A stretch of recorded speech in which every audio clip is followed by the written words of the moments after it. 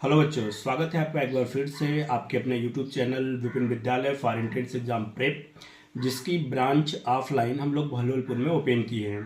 तो आज मैं उस ऑफलाइन संस्थान में पढ़ाने के लिए एक ऐसे टीचर से मिलाने जा रहा हूं जो खुद वो नवोदय विद्यालय से पास आउट हैं।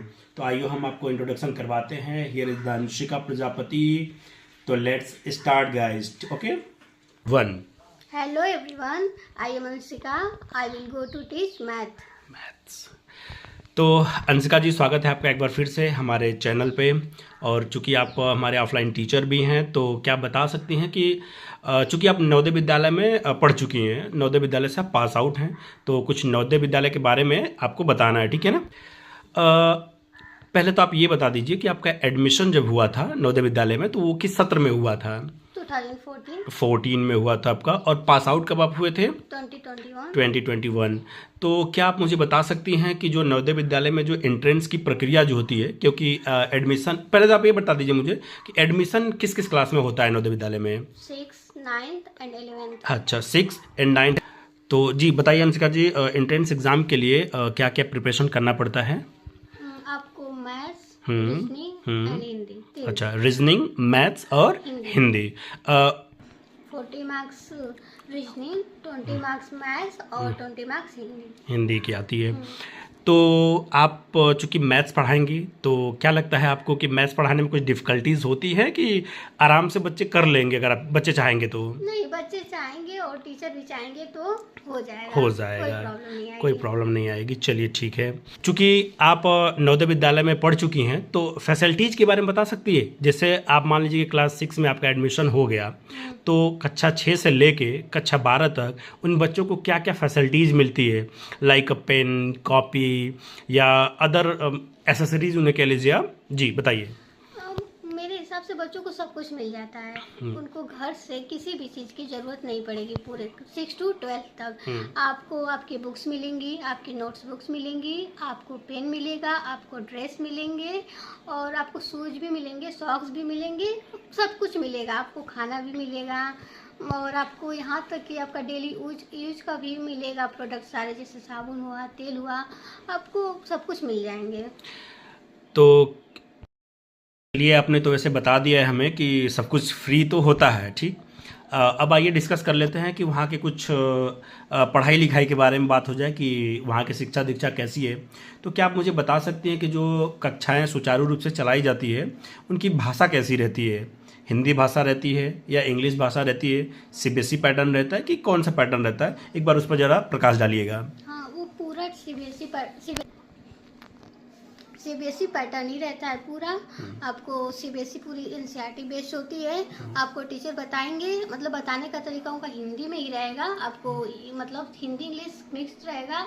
और हाँ, उसमें एक है कि आपको एनसीईआरटी के साथ साथ एक थर्ड लैंग्वेज भी पढ़ाई जाती है और वो हर जेएनवी में वेरी करती है अलग अलग। मैं गाजीपुर से पढ़ी हूँ, तो हमारे यहाँ तेलुगु थी, तो आपको 6 to 9 तेलुगु पढ़ाया जाता है। और सबसे अच्छी बड़ी बात ये होती है कि आपको क्लास 9th में मतलब बाहर भेजा जाता है। हम लोग तेलुगु से थे, तो हम लोग वारंगल गए। अच्छा, अभी आप बोले क्लास 9 से बाहर भेजा गया था, तो किस फील्ड में आपको बाहर भेजा गया था और उसका रीज़न क्या था और पर्पज़ क्या था उसका।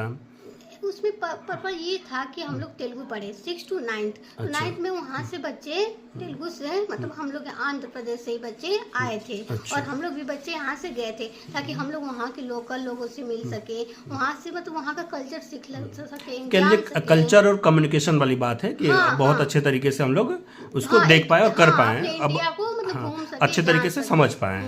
चलिए ठीक है अंशिका जी, अब मेरा आपसे अगला सवाल रहेगा। तो आप क्लास 6 से क्लास 9 तक ही सिर्फ वहाँ पे पढ़ी थी आपकी पूरा। तो जैसे एक मिसकंसेप्शन है, हमारी जानकारी बढ़ाइएगा आप। जैसे आपका जो एडमिशन हुआ था वो क्लास 6 में हुआ था, ओके। तो क्लास 6 से आप क्लास 9 तक वहाँ पढ़ी थी, लेकिन 9th पढ़ने के लिए आपको जाना पड़ा था वारंगल, जहाँ पर आपने बताया है। तो क्या वारंगल आपको फिर पूरा 12th कंप्लीट करना था कि वहाँ से फिर आप लौट आए थे। नहीं, ऐसा नहीं था। और नाइन्थ में पूरा बैच ही नहीं जाता है कि आप 6 to 8 पढ़े और 9th में आपका पूरा बैच चला गया, ऐसा नहीं होता है। कुछ बच्चे मतलब कुछ गर्ल्स और कुछ बॉयज ही जाते हैं और उधर से भी कुछ बॉयज और गर्ल्स ही आते हैं। तो मुझे ये सौभाग्य मिला, मैं वहाँ गई और हाँ बस 9th तक ही हमने पढ़ा और यहाँ से बच्चे जो वहाँ से बच्चे यहाँ पे आए वो भी बस 9th ही पढ़े और बाकी 10th to 12th हमारा अपने ही JNB यानी गाजीपुर जिले में हुआ था। अंशिका जी, मेरा अगला सवाल आपसे ये रहेगा कि जैसे हम लोग के यहाँ जो लोकल बच्चे पढ़ाई कर रहे हैं इस समय, तो वो बच्चे ऐसे होते हैं कि वो विद्यालय तो पढ़ने चले जाते हैं, साथ ही साथ वो शाम को कोचिंग क्लासेस भी करना स्टार्ट कर देते हैं। तो चूँकि आप नवोदय विद्यालय में पढ़ाई की हैं और वो व्यवस्था जो है, चूँकि जो व्यवस्था आपकी वहाँ पर है वो हॉस्टल सुविधा है, तो बच्चे हॉस्टल से बाहर तो जा नहीं सकते हैं। तो मान लीजिए कि आपको पढ़ाई के दौरान अगर कोई डाउट आने लगे तो फिर उन डाउट्स को कैसे क्लियर किया जाता है?